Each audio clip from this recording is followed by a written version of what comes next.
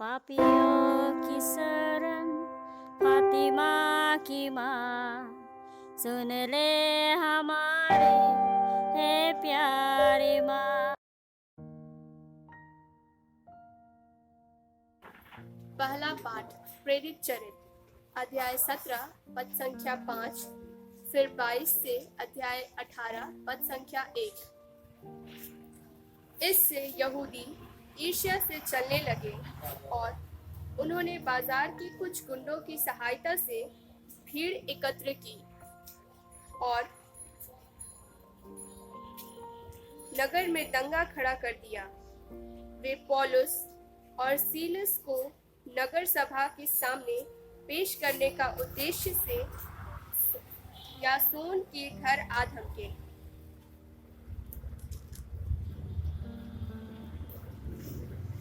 परिषद के सामने खड़ा होकर पौलुस ने यह कहा, आंथिस के सज्जनों, मैं देख रहा हूँ कि आप लोग देवताओं पर बहुत अधिक श्रद्धा रखते हैं। आपके मंदिरों का परिभ्रमण करते समय मुझे एक वेदी पर यह अभिलेख मिला, अज्ञात देवता को आप लोग अनजाने जिसकी पूजा करते हैं, मैं उसी के विषय में आपको बताने आया हूँ। जिस ईश्वर ने विश्व तथा उसमें जो कुछ है वह सब बनाया है, वह हाथ से बनाए हुए मंदिरों में निवास नहीं करता है।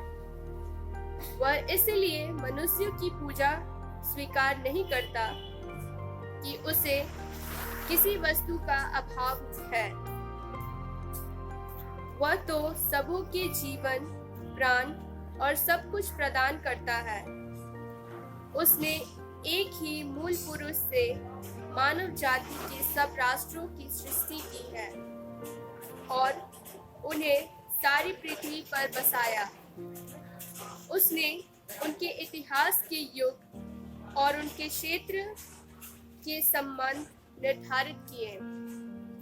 यह इसलिए हुआ कि मनुष्य ईश्वर का अनुसंधान करे और उसे खोजते हुए संभवतः उसे प्राप्त करे।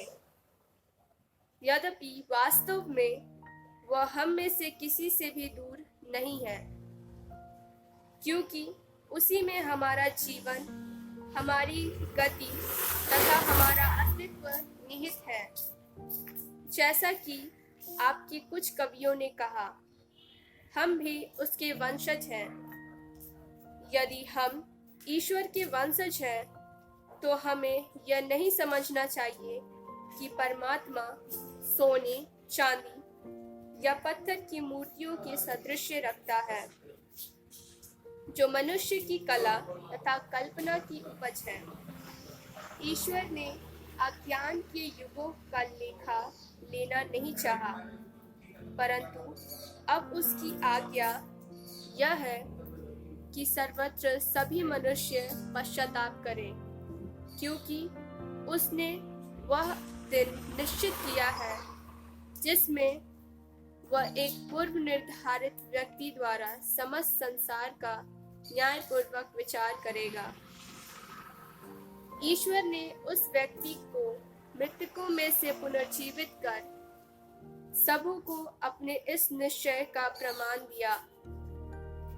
मृतकों के पुनरुत्थान की चर्चा सुनते ही कुछ लोगों ने उपहास किया और कुछ लोगों ने यह कहा, इस विषय पर हम फिर कभी आपकी बात सुनेंगे। इसलिए पौलुस उन्हें छोड़कर चला गया। फिर भी कई व्यक्तियों उसके साथ हो लिए और विश्वासी बन गए, जैसे परिषद के सदस्य दियोनियुस, दामरिस नामक महिला और अन्य लोग भी।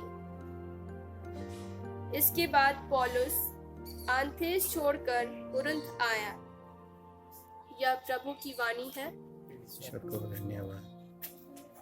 प्रभु आप लोगों के साथ हो और आपके साथ भी। संत यूहन्ना के अनुसार प्रभु का पवित्र सुसमाचार।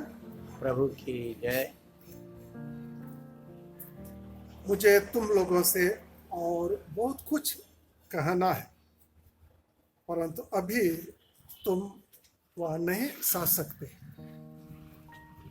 जब वह आत्मा आएगा, जब वह सत्य का आत्मा आएगा, तो तुम्हें पूर्ण सत्य तक ले जाएगा, क्योंकि वह अपनी ओर से नहीं कहेगा, बल्कि वह जो कुछ सुनेगा वही कहेगा और तुम्हें आने वाली बातों के विषय में बताएगा। वो मुझे महिमान्वित करेगा, क्योंकि उसे मेरी ओर से जो मिला है वो तुम्हें वही बताएगा। जो कुछ पिता का है वो मेरा है, इसलिए मैंने कहा कि उसे मेरी ओर से जो मिला है वो तुम्हें वही बताएगा। यह प्रभु का सुसमाचार है। Praise the Lord. सारा दुनिया में खलबली मची हुई है। देश देश में हजारों की संख्या में लोग मर रहे हैं। गरीबी, बीमारी, बेरोजगारी बढ़ती जा रही है। बड़े बड़े देश है दुनिया में, ये बड़े बड़े देश दूसरे देश को समाप्त कर सकते हैं, दूसरे देश के लोगों को खत्म कर सकते हैं। वो शक्ति उन लोग के पास है, उन लोग के पास अस्त्र शस्त्र है, एटम बॉम्ब है, मिसाइल है, वायुसेना है। परंतु आज एक छोटा सा कोरोना वायरस है, उसका सामना वे लोग नहीं कर सकते हैं। अपने ही लोगों को वे लोग नहीं बचा सकते हैं। ऊंट अपना सिर ऊपर उठाकर चल सकता है, और तो यदि ऊंट को पानी पीना है, उसको झुकना है। आज हम सब ईश्वर के पास आए, नम्रता पूर्वक, नम्रता में प्रार्थना करके वचन लेकर उनके पास आए, क्योंकि आज का पाठ में, दूसरा पाठ में ईश्वर का वचन कहता है, जब सत्य का आत्मा आएगा वह तुम्हें पूर्ण सत्य तक ले जाएगा। यह सत्य का आत्मा, सत्य क्या है? सत्य ईश्वर का वचन है। यूहन्ना का सुसमाचार अध्याय 17 पद संख्या 17 में ईश्वर का वचन कहता है, ये पिता ईश्वर, तेरा वचन ही सत्य है, तेरी शिक्षा ही सत्य है। आज हम लोग इस वायरस का सामना वचन के द्वारा करें। ईसाई नबी का ग्रंथ अध्याय 43 में पद संख्या 1 से 5 तक प्रभु कहता है, यदि तुम समुद्र पार करोगे, जलधारा तुम्हें बहाकर नहीं ले जाएगी। यदि आग पार करोगे, ज्वाला तुम्हें बस पर नहीं करेगी, क्योंकि मैं प्रभु तुम्हारा ईश्वर तुम्हारे साथ हो।